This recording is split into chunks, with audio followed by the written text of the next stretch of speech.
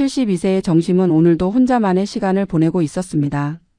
아침부터 정성스럽게 끓인 된장찌개 한 그릇으로 점심을 해결하고 거실 창가에 놓인 낡은 소파에 앉아 라디오를 틀었습니다. 오후의 햇살이 레이스 커튼 사이로 스며들며 거실 전체를 따뜻하게 감싸고 있었습니다. 이혼한 지 정확히 10년 하고도 3개월. 정심은 이제 혼자 사는 삶에 완전히 적응했다고, 아니 적응할 수밖에 없었다고 생각했습니다.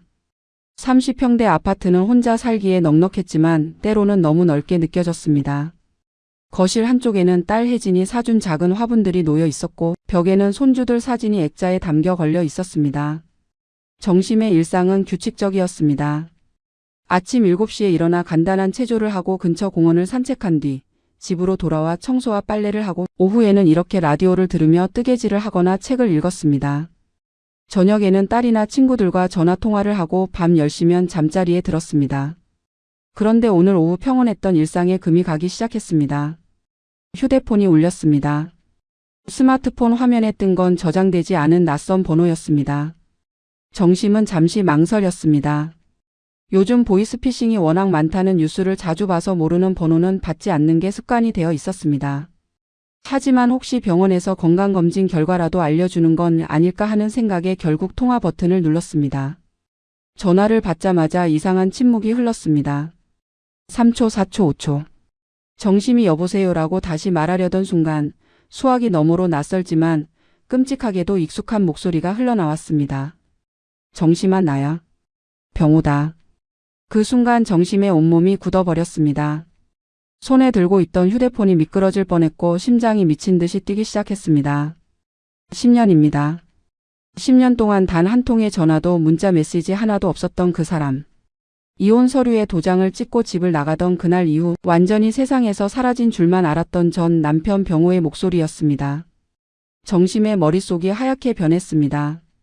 왜 지금? 무슨 일이 생긴 걸까? 수많은 생각이 순식간에 스쳐 지나갔습니다. 병호는 전화기 너머에서 계속 말을 이어갔습니다. 오랜만이지? 잘 지냈어? 그의 목소리는 예전보다 많이 쉬어 있었고 기운이 없어 보였습니다. 정심은 겨우 입을 열었습니다. 무슨 일이세요? 그녀의 목소리는 차갑게 가라앉아 있었습니다. 예전처럼 병호라고 부르지도 당신이라고 부르지도 않았습니다. 완전한 타인에게 하듯 존댓말로 거리를 두었습니다. 병호는 잠시 머뭇거리다가 급한 일이 있어서 연락했다고 말했습니다. 전화로는 말하기 곤란하니 만나서 얘기하면 안 되겠냐고 물었습니다. 정심은 본능적으로 거부하고 싶었습니다. 이 전화를 받는 것 자체가 실수였다는 생각이 들었습니다. 하지만 병호의 목소리에서 절박함이 느껴졌고 정심은 평생 착하게 살아온 사람의 본성 때문인지 차마 거절하지 못했습니다. 결국 그녀는 내일 오후 2시 집 근처 공원에서 만나자고 대답하고 말았습니다. 전화를 끊은 후 정심은 한참을 소파에 그대로 앉아 있었습니다.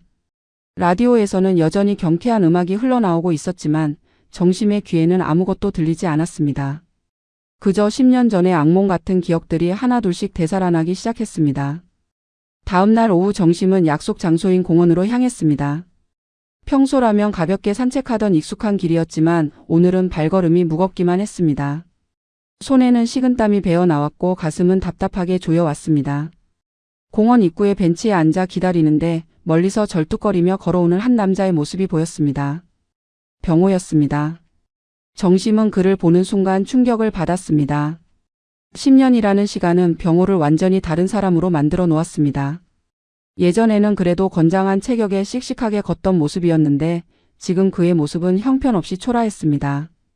등이 굽어 있었고 머리카락은 거의 다 빠져서 듬성듬성했으며 얼굴에는 깊은 주름이 패여 있었습니다.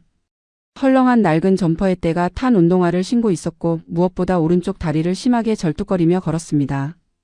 병호는 정심 앞에 앉으며 미안하다는 말도 오랜만이라는 인사말도 제대로 하지 못했습니다. 그저 어색한 침묵만이 두 사람 사이를 가득 채웠습니다. 정심은 먼저 입을 열었습니다. 무슨 일로 연락하셨어요? 그녀의 목소리는 여전히 차가웠습니다. 병호는 한참을 머뭇거리다가 말문을 열었습니다. 사실 요즘 사는 게 좀 힘들어서. 말끝을 흐리는 병호의 모습에서 정심은 불길한 예감이 들었습니다. 병호는 이혼 후 10년 동안의 자신의 삶을 간략하게 설명했습니다.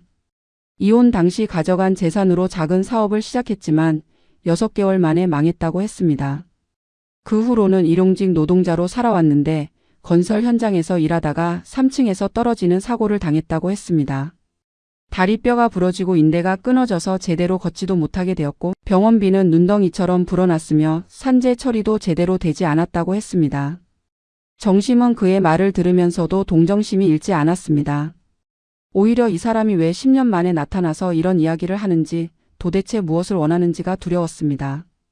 병호는 계속해서 자신의 처지를 늘어놓았습니다. 월세방에서 살고 있는데 6개월째 밀렸고 집주인이 당장 나가라고 독촉하고 있다고 했습니다. 복지관에도 가봤지만 당장 들어갈 수 있는 곳이 없다고 했습니다. 친구들한테도 연락해봤지만 다들 사정이 어렵다며 거절했다고 했습니다. 그리고 마침내 병호는 본론을 꺼냈습니다. 정말 며칠만 내 집에서 지낼 수 없겠냐고 물었습니다. 그 순간 정심의 온몸에 소름이 돋았습니다. 예상은 했지만 실제로 그 말을 듣는 순간 모든 것이 현실로 다가왔습니다. 정심은 단호하게 고개를 저었습니다. 그건 안 됩니다. 우리는 이미 남남입니다. 하지만 병호는 포기하지 않았습니다. 30년을 같이 산 사이인데 며칠 재워주는 게 뭐가 어려우냐고, 자기는 정말 갈 곳이 없다고 길바닥에서 자라는 거냐고 목소리를 높였습니다. 주변 사람들의 시선이 느껴졌습니다. 정심은 얼굴이 화끈거렸습니다. 병호는 심지어 눈물까지 글썽이며 애원했습니다. 제발 부탁이다. 일주일만 아니 사흘만이라도 재워달라고 했습니다. 정심은 머리가 복잡했습니다. 마음 한편으로는 측은함이 일었지만 다른 한편으로는 이 사람을 절대 집에 들여서는 안 된다는 경고음이 울렸습니다. 그녀는 생각할 시간이 필요하다며 자리에서 일어났습니다. 병호는 그녀의 팔을 붙잡으려 했지만 정심은 재빨리 몸을 돌려 공원을 빠져나왔습니다. 집으로 돌아오는 길 정심의 머릿속은 혼란스러웠습니다. 30년을 함께 산 사람, 딸 혜진을 낳고 키우며 함께했던 세월.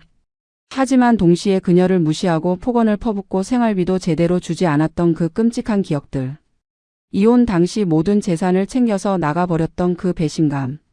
정심은 현관문을 열고 집 안으로 들어서며 깊은 한숨을 내쉬었습니다. 그리고 그날 밤 그녀는 한숨도 자지 못했습니다. 정심은 밤새도록 뒤척이다가 새벽 5시가 되어서야 겨우 잠이 들었습니다. 하지만 2시간도 채 자지 못하고 다시 눈을 떴습니다. 악몽을 꾼 것 같았지만 정확히 무슨 꿈이었는지는 기억나지 않았습니다. 다만 가슴이 답답하고 온몸이 무거웠습니다. 정심은 침대에서 일어나 거실로 나왔습니다. 평소라면 아침 체조를 하고 공원 산책을 나가야 할 시간이었지만 오늘은 도저히 그럴 기분이 아니었습니다. 식탁에 앉아 멍하니 창밖을 바라보던 정심은 결국 휴대폰을 집어들었습니다. 딸 혜진에게 전화를 걸어야 한다는 생각이 들었습니다. 혼자 이 문제를 감당하기에는 너무 버거웠습니다. 전화벨이 몇 번 울리고 혜진의 목소리가 들렸습니다. 엄마 왜 이렇게 일찍? 무슨 일 있어? 혜진의 목소리에는 걱정이 묻어났습니다. 정심은 숨을 깊게 들이쉬고 어제 있었던 일을 차근차근 설명했습니다. 혜진의 반응은 즉각적이었습니다. 목소리가 단번에 날카로워졌습니다. 엄마 정신 차려. 그 사람 절대 집에 들이면 안 돼. 혜진은 격앙된 목소리로 계속 말을 이어갔습니다. 아빠가 엄마한테 뭘 어떻게 했는지 잊었어? 생활비 안 주고 술 먹고 와서 소리 지르고 엄마가 아파도 병원 한 번 안 데려가고 이혼할 때는 재산 다 챙겨서 나가고 그런 사람이 지금 엄마한테 기댈 자격이 있다고 생각해? 정심은 딸의 말이 옳다는 것을 알았습니다. 머리로는 완벽하게 이해했습니다. 하지만 가슴 한편이 여전히 불편했습니다. 그래도 30년을 함께 산 사람인데 길거리에 나앉게 하는 게 맞는 건지 자꾸만 의문이 들었습니다. 정심이 조심스럽게 말했습니다. 그래도 며칠 정도는. 혜진은 정심의 말을 끊어버렸습니다. 며칠이 며칠로 끝날 것 같아. 한 번 들어오면 절대 안 나가.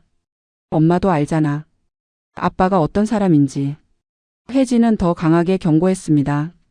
만약 아빠를 집에 들이면 자기는 다시는 그 집에 발도 안 들릴 거라고 했습니다. 손주들도 데려가지 않을 거라고 했습니다. 엄마가 아빠 때문에 다시 힘들어하는 모습을 볼 수 없다고 했습니다. 정심은 딸의 단호함에 조금 놀랐습니다. 하지만 동시에 고마웠습니다. 누군가는 자신을 위해 이렇게 강하게 말해줘야 했으니까요. 전화를 끊고 나서도 정심의 마음은 여전히 복잡했습니다. 혜진의 말이 맞다는 걸 알면서도 병호의 초라한 모습이 자꾸만 머릿속에 떠올랐습니다. 그날 오후 정심의 휴대폰에 다시 병호의 전화가 왔습니다. 정심은 받지 않았습니다. 하지만 병호는 계속 전화를 걸었습니다. 5번, 6번, 7번. 정심은 결국 전화를 받았습니다. 병호의 목소리는 더욱 절박했습니다. 제발 한 번만 봐달라고, 자기는 정말 갈 곳이 없다고, 이번만 도와주면 평생 은혜를 갚겠다고 말했습니다. 정심은 그날 저녁 내내 고민했습니다. 잠도 제대로 오지 않았습니다. 새벽 2시, 3시가 되어도 눈이 말똥말똥했습니다. 침대에 누워 천장을 바라보며 정심은 생각했습니다. 만약 내가 병호를 거절하면 그 사람은 어떻게 될까? 정말 길거리에 나앉게 될까? 그렇게 되면 나는 평생 죄책감을 안고 살아야 하는 건 아닐까? 하지만 만약 내가 병호를 집에 들이면 혜진의 말처럼 며칠이 몇 달이 되고 몇 달이 몇 년이 될 수도 있지 않을까? 다음 날 아침 정심은 결심을 굳혔습니다. 병호를 거절하기로 한 것입니다. 그녀는 병호에게 전화를 걸었습니다. 그리고 최대한 단호한 목소리로 말했습니다. 미안하지만 도와줄 수 없다고, 복지관이나 구청에 가서 도움을 요청하라고, 우리는 이미 남남이라고 말했습니다. 병호는 한참 동안 아무 말도 하지 않았습니다. 그러다가 갑자기 목소리가 변했습니다. 이제는 애원하는 게 아니라 비난하는 투였습니다. 그래, 내가 그럴 줄 알았어. 30년을 함께 살았는데 이렇게 모질게 나오는구나.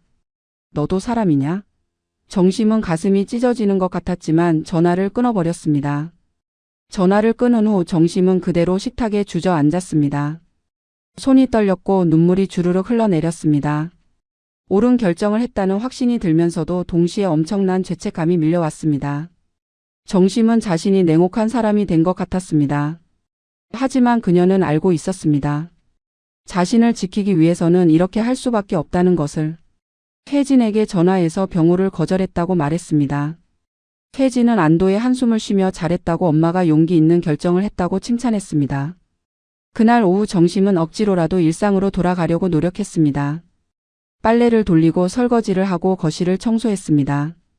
하지만 마음 한구석이 계속 무겁게 가라앉아 있었습니다. 저녁 6시쯤 정심은 간단하게 저녁 식사를 준비했습니다. 밥 한 공기에 김치찌개, 달걀 프라이 하나. 혼자 먹는 저녁은 언제나 간소했습니다. 식탁에 앉아 밥을 뜨려는데 초인종이 울렸습니다. 정심은 순간 심장이 철렁 내려앉았습니다. 설마 병호가 직접 찾아온 건 아니겠지. 하지만 나쁜 예감은 빗나가지 않았습니다. 현관 인터폰 화면을 보니 병호가 서 있었습니다. 그는 작은 캐리어 하나를 끌고 있었고 얼굴에는 지친 표정이 역력했습니다. 정심은 문을 열지 않았습니다. 인터폰 너머로 말했습니다. 돌아가세요. 전화로 이미 말씀드렸잖아요. 하지만 병호는 물러서지 않았습니다. 제발, 정말 제발 부탁이야. 하룻밤만 재워줘. 내일 아침에 바로 나갈게. 정심은 고개를 저었습니다. 안 됩니다. 돌아가세요. 하지만 병호는 현관문 앞을 떠나지 않았습니다. 30분이 지나고 1시간이 지났습니다. 병호는 계속 그 자리에 서 있었습니다. 때로는 초인종을 눌렀고 때로는 문을 두드렸고 때로는 그냥 조용히 서 있었습니다. 정심은 거실 소파에 앉아 손을 부들부들 떨며 어찌할 바를 몰랐습니다. 이웃들이 뭐라고 할까? 소문이 나면 어떡하지? 온갖 생각이 머릿속을 스쳤습니다. 2시간이 지나자 정심은 견딜 수가 없었습니다. 그녀는 혜진에게 다시 전화했습니다. 아빠가 지금 현관문 앞에 있다고, 안 들어가고 계속 서 있다고 말했습니다. 혜진은 당장 경찰을 부르라고 했습니다. 주거침 입이라고, 불법이라고 소리쳤습니다. 하지만 정심은 그럴 수가 없었습니다. 경찰을 부른다. 아무리 이혼했다지만 30년을 함께 산 사람에게 그렇게 할 수는 없었습니다. 결국 밤 9시가 넘어서 정심은 무너지고 말았습니다. 그녀는 현관문을 열었습니다. 병호는 문이 열리자 그대로 주저앉을 듯 비틀거렸습니다. 고맙다는 말도 제대로 하지 못하고 그냥 현관 안으로 들어섰습니다. 정심은 이 순간 자신이 엄청난 실수를 하고 있다는 것을 알았습니다. 하지만 이미 문은 열렸고 병호는 안으로 들어왔습니다. 병호가 캐리어를 거실 한쪽에 놓는 순간 정심은 소름이 돋았습니다.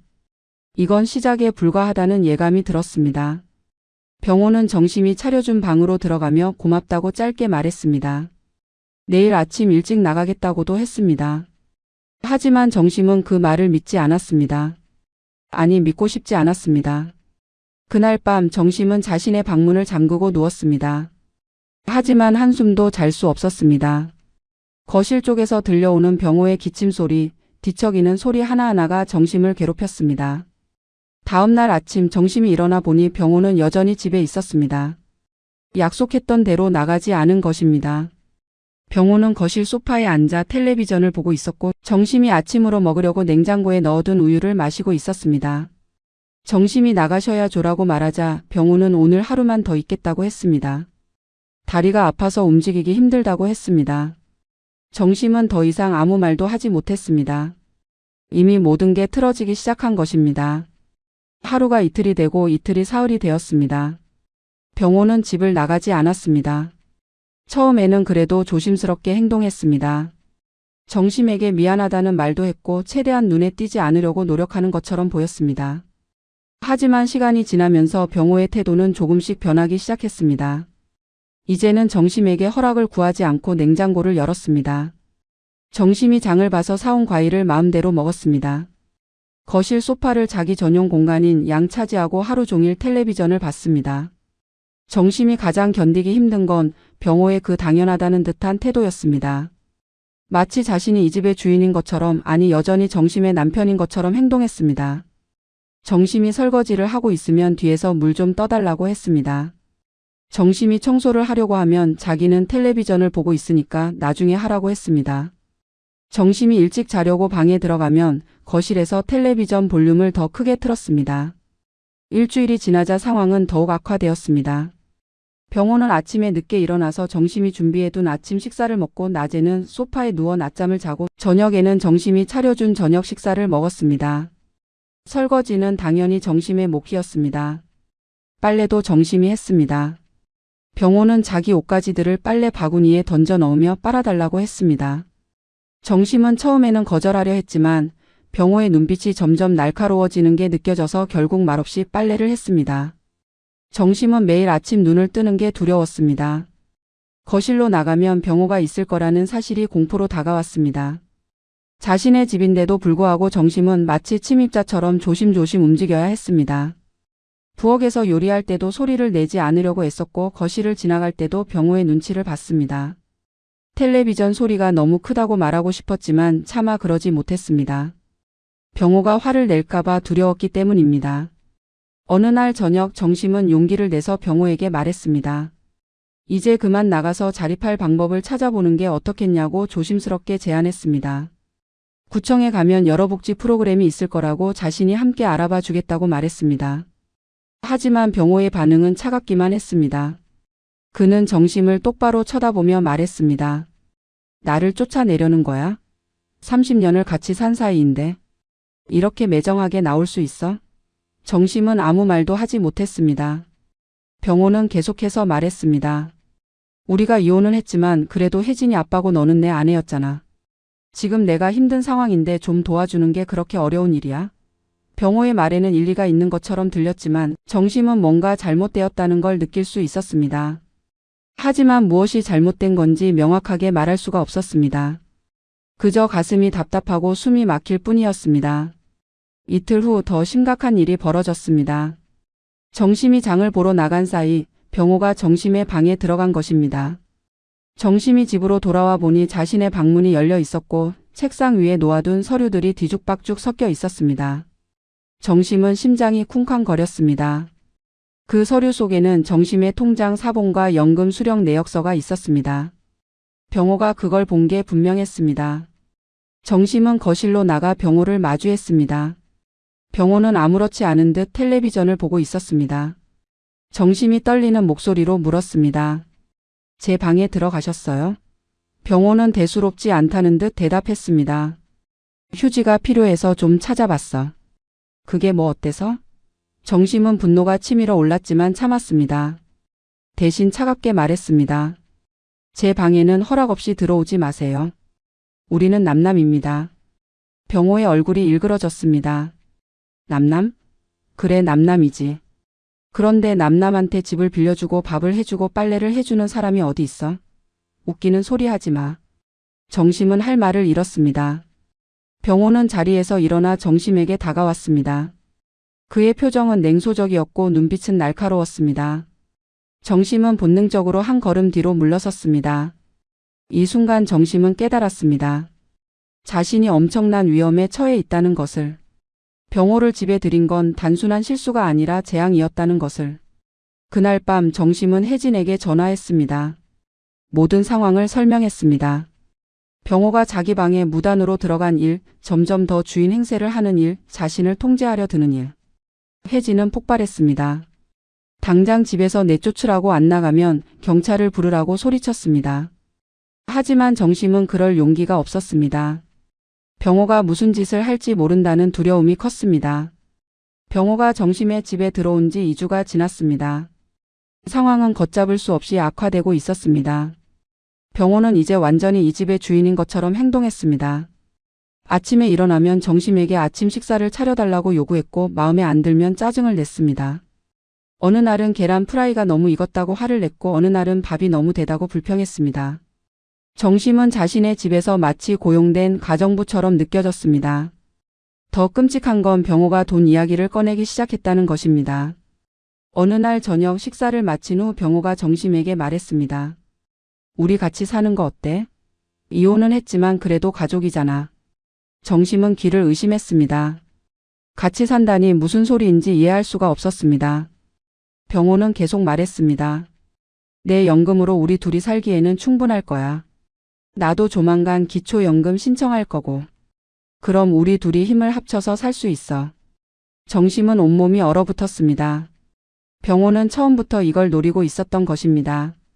며칠만 재워달라는 애원은 거짓말이었고 진짜 목적은 정심의 집에 영구적으로 눌러앉아 정심의 연금으로 먹고 사는 것이었습니다.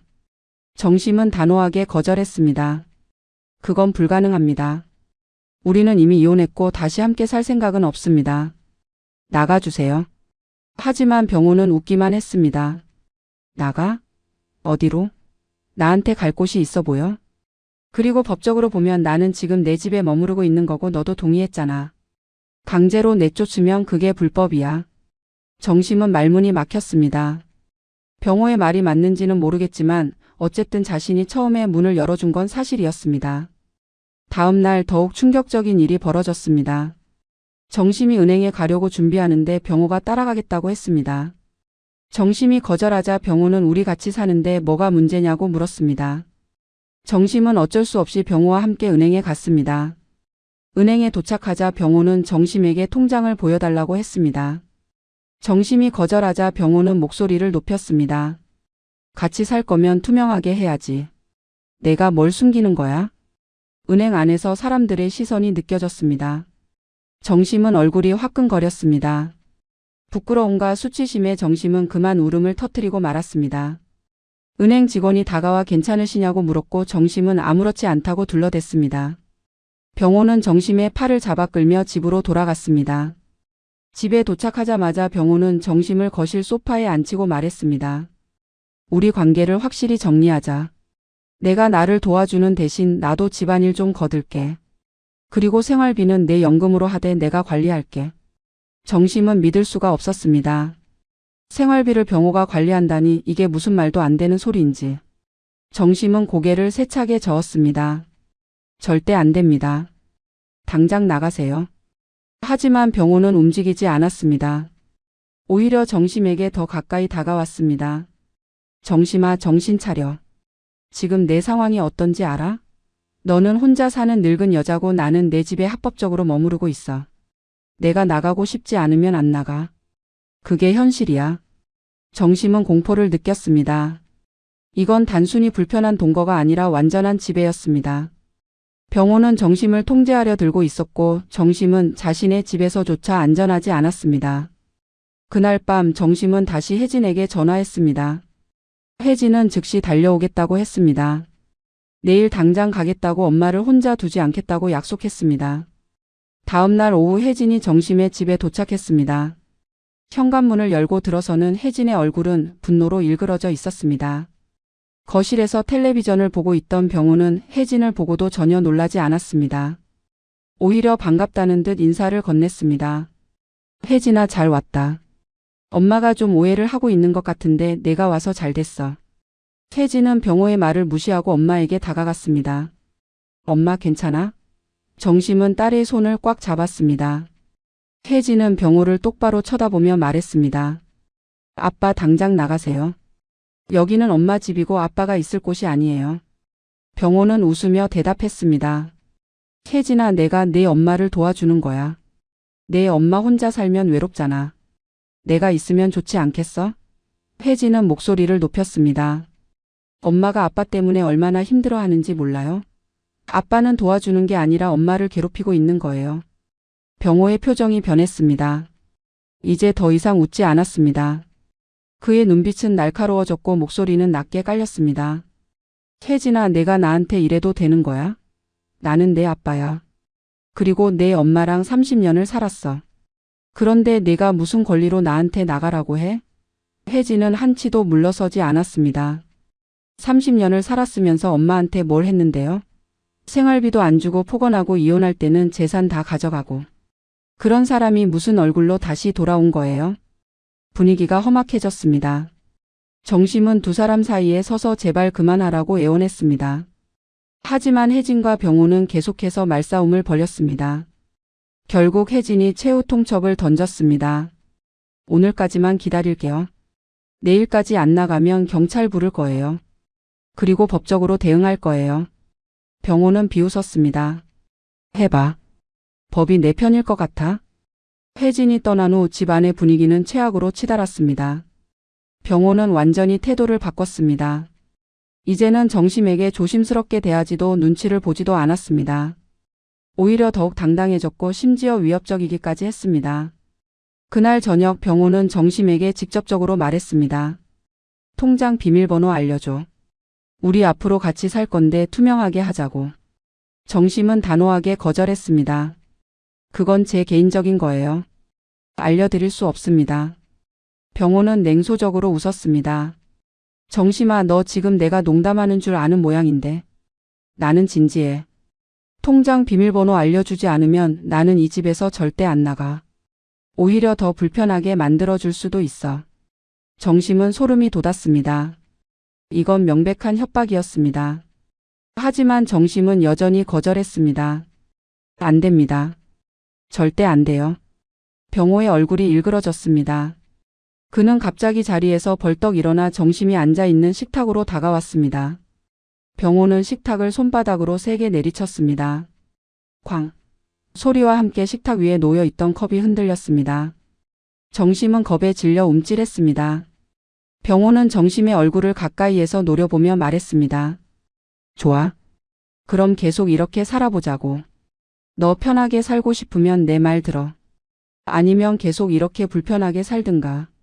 정심은 눈물이 났지만 참았습니다. 울면 진다는 걸 알았기 때문입니다. 그날 밤부터 병호의 괴롭힘은 본격적으로 시작되었습니다. 밤 11시가 넘어서까지 거실에서 큰 소리로 텔레비전을 켰습니다. 정심이 자려고 방에 들어가도 벽을 통해 소리가 새어 들어왔습니다. 정심이 나와서 소리를 줄여달라고 부탁하면 병호는 자기도 집에서 편하게 있을 권리가 있다고 말했습니다. 정심은 잠을 잘 수가 없었습니다. 매일 밤 한두 시간씩만 걷잠을 자고 새벽에 깨어났습니다.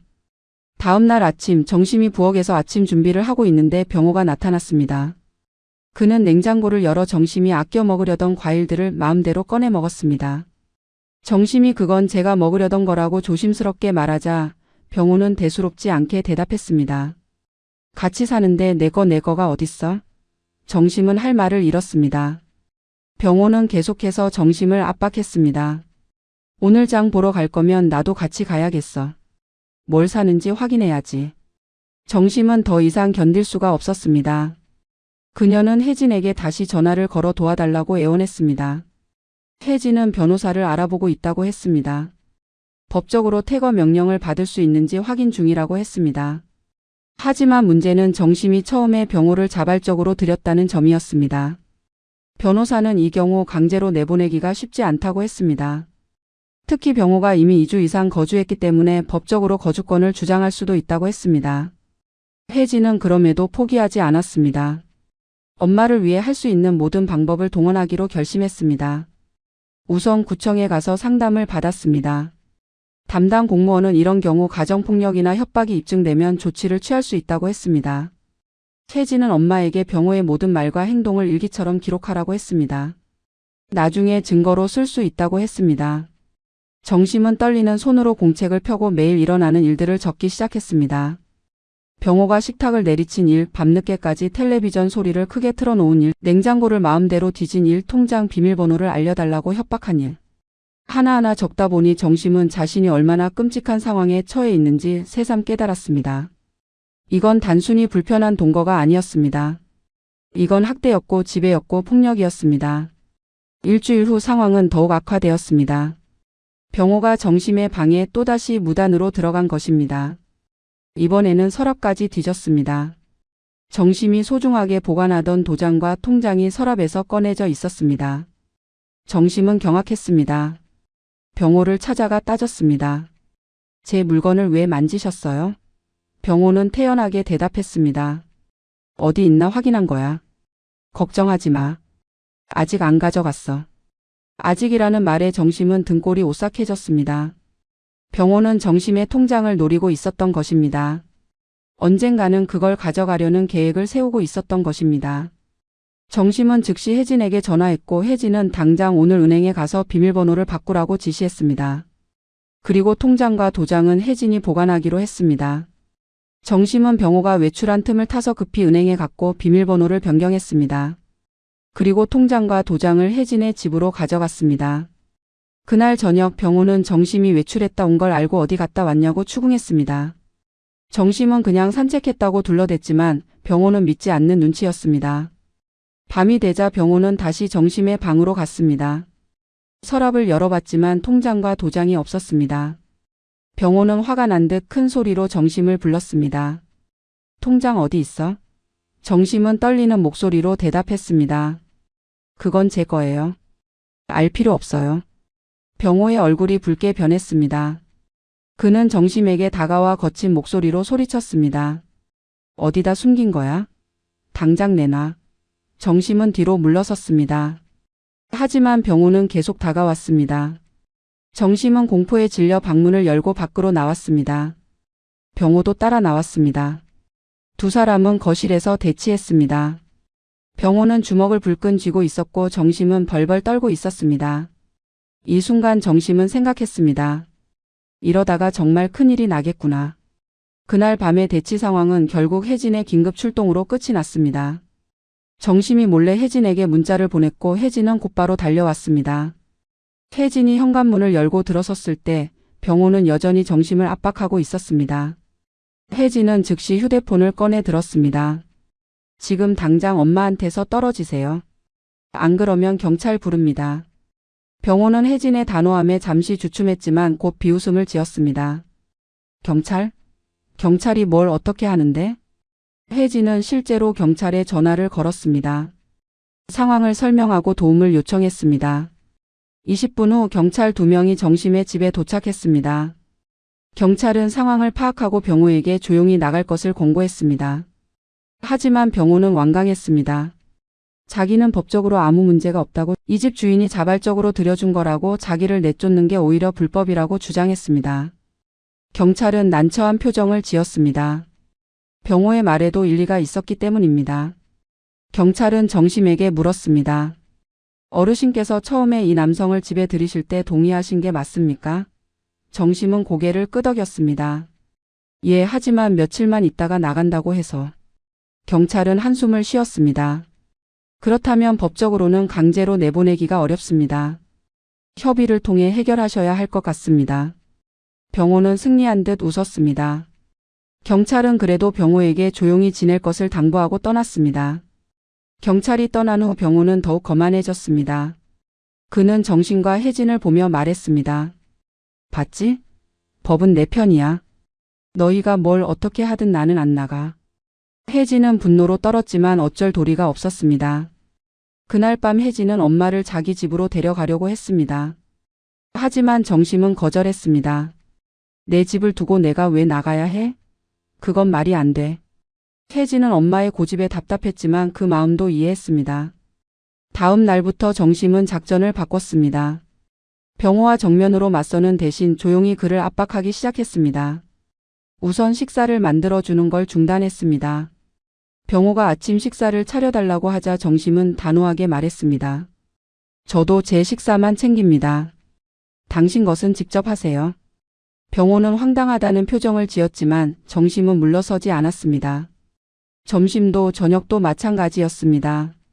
정심은 자신의 몫만 조용히 챙겨 먹고 설거지도 자기 그릇만 했습니다. 병호는 처음에는 화를 냈습니다. 이게 무슨 식이냐고 같이 사는데 밥도 안 해주냐고 소리쳤습니다. 하지만 정심은 냉정하게 대답했습니다. 우리는 같이 사는 게 아닙니다. 당신이 일방적으로 눌러 앉아 있는 겁니다. 병호는 말문이 막혔습니다. 며칠이 지나자 병호는 어쩔 수 없이 자기 식사를 직접 챙겨야 했습니다. 라면을 끓이거나 빵을 사 먹었습니다. 정심은 그 모습을 보면서 작은 승리감을 느꼈습니다. 정심은 또 다른 전략도 썼습니다. 집 안에서 병호를 완전히 무시하기 시작한 것입니다. 병호가 말을 걸어도 대답하지 않았습니다. 병호가 텔레비전을 보고 있으면 정심은 자기 방에 들어가 문을 잠갔습니다. 병호가 화장실을 쓰고 나면 정심은 즉시 소독약으로 청소했습니다. 마치 병호가 존재하지 않는 것처럼 혹은 더럽고 불쾌한 존재인 것처럼 대했습니다. 이런 정심의 태도에 병호는 점점 초조해지기 시작했습니다. 그는 정심의 관심과 돌봄을 당연하게 받을 수 있을 거라고 생각했습니다. 하지만 정심이 완전히 담을 쌌자 병호는 어쩔 줄 몰라 했습니다. 게다가 혜진은 매일 저녁 정심의 집에 들러 엄마가 괜찮은지 확인했습니다. 병호가 있는 앞에서도 혜진은 병호를 완전히 투명인간 취급했습니다. 인사도 하지 않았고 눈도 마주치지 않았습니다. 2주가 더 지났습니다. 병호의 상태는 점점 악화되고 있었습니다. 제대로 된 식사를 못해서 얼굴이 푸석해졌고 다리 상태도 나빠져서 걷기가 더욱 힘들어 보였습니다. 어느 날 밤 병호가 정심에게 조심스럽게 말을 걸었습니다. 정심아, 우리 이렇게까지 해야 하나? 정심은 차갑게 대답했습니다. 나가시면 됩니다. 병호는 한숨을 쉬었습니다. 나도 갈 곳이 생기면 나갈 거야. 하지만 지금은 진짜 없어. 정심은 병호의 말을 믿지 않았습니다. 그는 분명히 다른 방법을 찾을 수 있을 텐데도 편한 길을 선택한 것뿐이었습니다. 정심에게 기대어 편하게 살려는 것이었습니다. 정심은 더 이상 그런 병호에게 동정심을 느끼지 않았습니다. 오직 하루빨리 이 사람이 나가기를 바랄 뿐이었습니다. 그러던 어느 날 전환점이 찾아왔습니다. 혜진이 변호사를 통해 내용 증명을 발송한 것입니다. 병호에게 30일 이내에 퇴거하라는 법적 통보였습니다. 만약 응하지 않으면 법적 조치를 취하겠다는 내용도 포함되어 있었습니다. 내용 증명을 받은 병호의 얼굴은 창백해졌습니다. 그는 혜진에게 전화를 걸어 이게 무슨 짓이냐고 항의했습니다. 하지만 혜진은 단호했습니다. 법대로 하는 겁니다. 더 이상은 참지 않을 거예요. 병호는 정심에게 달려와 내용 증명을 흔들며 소리쳤습니다. 이게 뭐야? 내가 시킨 거야? 정심은 고개를 끄덕였습니다. 네, 제가 동의했어요. 이제 그만 나가주세요. 병호는 믿을 수 없다는 표정을 지었습니다. 정말 나를 이렇게까지 하는 거야? 30년을 함께 산 사이인데? 정심은 냉정하게 대답했습니다. 30년을 함께 살면서 당신이 나한테 뭘 해줬죠? 생각해보세요. 내용 증명을 받은 후 병호의 태도는 완전히 달라졌습니다. 이제는 오히려 정심에게 애원하기 시작했습니다. 제발 내용 증명을 취소해달라고 자기한테 기회를 한 번만 더 달라고 빌었습니다. 정심은 단호하게 거절했습니다. 병호는 눈물까지 흘리며 자신의 처지를 호소했습니다. 자기는 정말 갈 곳이 없고 몸도 아프고 돈도 없다고 했습니다. 하지만 정심의 마음은 이미 돌처럼 굳어 있었습니다. 혜진은 변호사와 함께 법적 절차를 계속 진행했습니다. 퇴거 소송을 준비하고 병호의 불법 행위들을 정리해서 증거로 제출했습니다. 정심이 매일 기록했던 일기가 큰 도움이 되었습니다. 병호가 협박한 일, 물건을 훔쳐보려 한 일, 정심을 괴롭힌 일들이 모두 명확하게 기록되어 있었습니다. 변호사는 이 정도면 충분히 승소할 수 있다고 확신했습니다. 한편 병호는 점점 더 다급해졌습니다. 그는 마지막 카드를 꺼내 들었습니다. 정심의 지인들에게 연락을 돌린 것입니다. 정심의 친구들, 교회 사람들에게 전화를 걸어 자신의 사정을 하소연했습니다. 정심이 자기를 냉정하게 내쫓으려 한다고 자기는 몸도 아프고 갈 곳도 없는데 너무 잔인하게 군다고 말했습니다. 일부 사람들은 병호의 말을 믿고 정심에게 전화를 걸어왔습니다. 그래도 30년을 함께 산 사이인데 너무 매정한 거 아니냐고 조금만 더 도와주면 안 되겠냐고 설득했습니다. 정심은 그런 전화를 받을 때마다 가슴이 미어졌습니다. 자신이 정말 잘못하고 있는 건 아닌지 너무 이기적인 건 아닌지 의심이 들었습니다. 하지만 혜진은 엄마를 강하게 붙잡아 주었습니다. 엄마, 그 사람들은 엄마가 그동안 얼마나 힘들었는지 몰라요. 아빠가 엄마한테 어떻게 했는지도 몰라요. 엄마는 아무것도 잘못하지 않았어요. 혜진의 말에 정심은 다시 마음을 다잡았습니다. 30일의 기한이 다가오고 있었습니다. 하지만 병호는 여전히 집을 나갈 기미를 보이지 않았습니다. 그는 마지막까지 버텨보겠다는 심산인 것 같았습니다. 혜진과 변호사는 강제 집행을 준비했습니다. 법원의 허가를 받아 병호를 강제로 퇴거시키는 절차였습니다. 예정일은 일주일 후였습니다. 퇴거일을 일주일 앞둔 어느 날 밤 예상치 못한 일이 벌어졌습니다. 병호가 갑자기 쓰러진 것입니다. 정심이 새벽에 화장실을 가려고 나왔는데 거실 바닥에 병호가 쓰러져 있었습니다. 정심은 깜짝 놀라 병호를 흔들어 깨웠습니다. 병호는 가까스로 눈을 떴지만 얼굴이 창백했고 식은땀을 흘리고 있었습니다. 정심은 급히 119에 전화를 걸었습니다. 구급차가 도착했고 병호는 병원으로 실려갔습니다. 정심도 어쩔 수 없이 함께 갔습니다. 응급실에서 진단 결과 병호는 심한 영양실조와 당뇨 합병증으로 쓰러진 것이었습니다. 의사는 입원 치료가 필요하다고 했습니다. 하지만 병호는 입원비를 낼 돈이 없다고 했습니다. 정심은 난처한 입장에 처했습니다. 이 사람을 그냥 내버려 둘 수는 없었지만 그렇다고 자신이 입원비를 대줄 수도 없었습니다. 정심은 혜진에게 전화해서 상황을 설명했습니다. 혜진은 잠시 고민하다가 말했습니다. 엄마, 그 사람 입원비는 사회복지제도로 해결할 수 있어요. 엄마가 부담할 필요 없어요. 혜진은 병원 사회복지사와 연결해 주었고 사회복지사는 병호를 위한 의료비 지원 절차를 밟아주었습니다.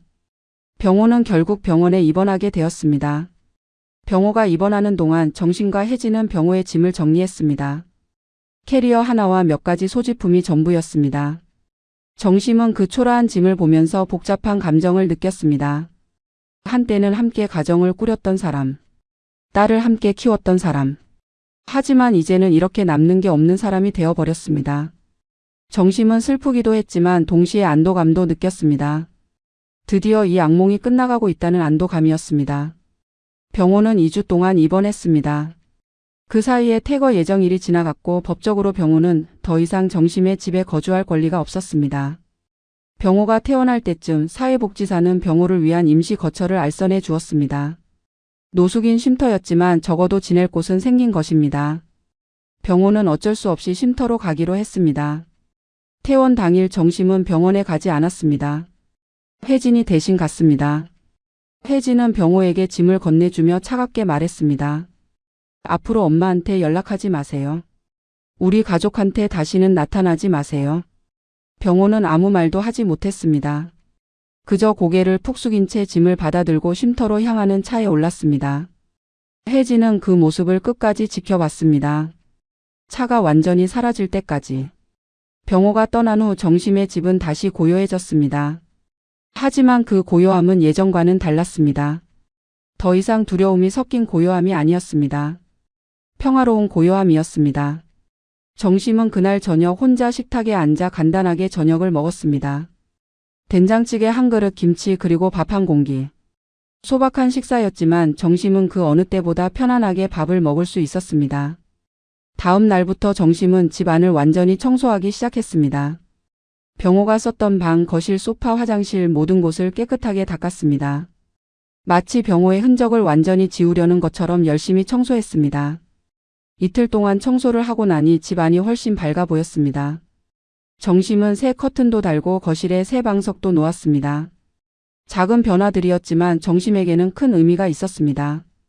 새로운 시작을 의미하는 것이었습니다.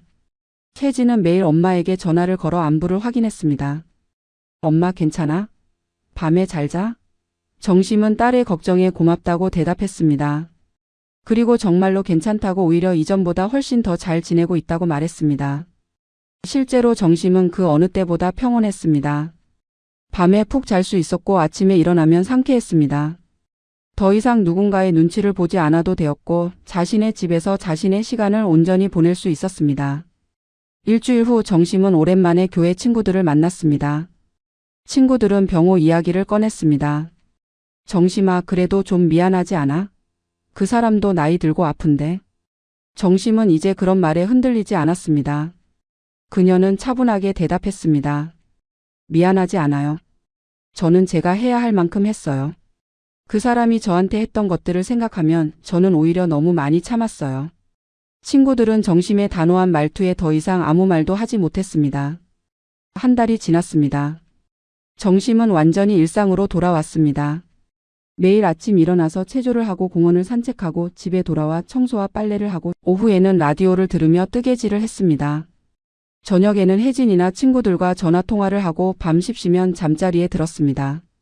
평범하고 조용한 일상이었지만 정심에게는 그것이 가장 소중했습니다.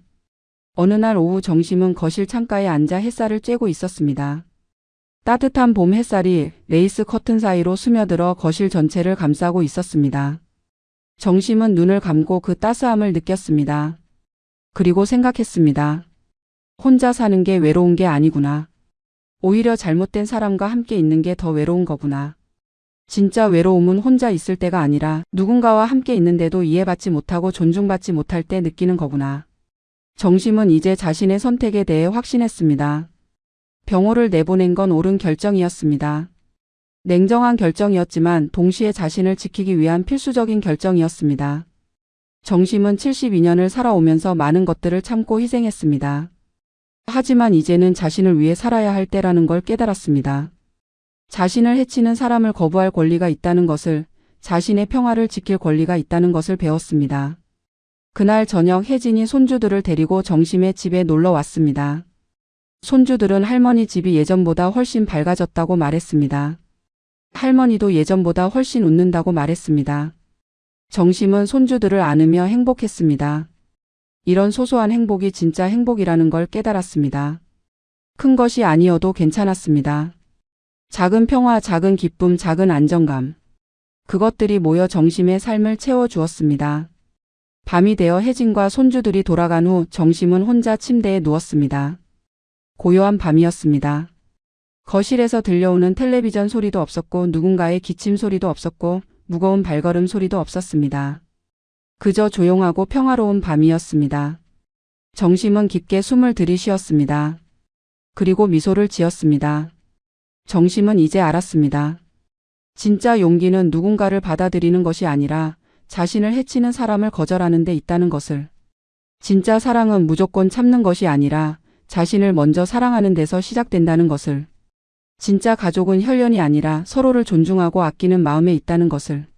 정심은 72년을 살아오면서 가장 중요한 진실을 깨달았습니다. 자신을 지키는 것은 이기적인 게 아니라 생존이라는 것을. 그리고 그것은 당연한 권리라는 것을. 정심은 평온하게 잠이 들었습니다. 꿈속에서 그녀는 넓은 들판을 걷고 있었습니다. 햇살이 눈부셨고 바람이 부드러웠고 꽃향기가 가득했습니다. 정심은 그 들판을 천천히 걸으며 미소 지었습니다. 이제 그녀는 자유로웠습니다. 진정으로 자유로웠습니다. 그리고 그 자유는 아무도 빼앗아 갈 수 없었습니다. 정심이 스스로 지켜낸 자유였기 때문입니다. 다음 날 아침 정심은 상쾌하게 일어났습니다. 창문을 열자 신선한 공기가 들어왔습니다. 새들이 지저귀고 하늘은 맑았습니다. 정심은 부엌으로 가서 커피를 끓였습니다. 혼자 마시는 커피였지만 그 어느 때보다 향긋하고 맛있었습니다. 정심은 식탁에 앉아 커피를 홀짝이며 창밖을 바라봤습니다. 그리고 생각했습니다. 오늘도 좋은 하루가 될 거야. 나는 이제 괜찮아. 정말로 괜찮아. 정심의 새로운 삶이 시작되었습니다. 혼자이지만 외롭지 않은 삶. 조용하지만 평화로운 삶. 작지만 충만한 삶. 그리고 무엇보다 자신을 지켜낸 자랑스러운 삶. 72세의 정심은 이제 진정한 의미에서 자기 인생의 주인이 되었습니다. 그 누구도 그 무엇도 정심의 평화를 깨뜨릴 수 없었습니다.